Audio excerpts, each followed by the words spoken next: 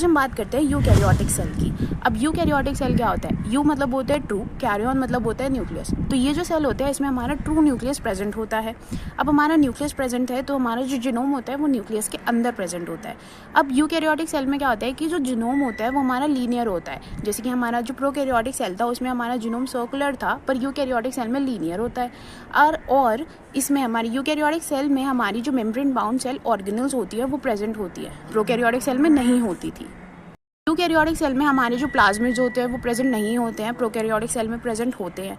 जो prokaryotic cell था वो सिर्फ यूनिसेलुलर था, पर लेकिन जो हमारे यूकैरियोटिक सेल है वो हमारे मल्टीसेलुलर ऑर्गेनिजम्स में भी हो सकता है और यूनिसेलुलर ऑर्गेनिजम्स में भी हो सकता है।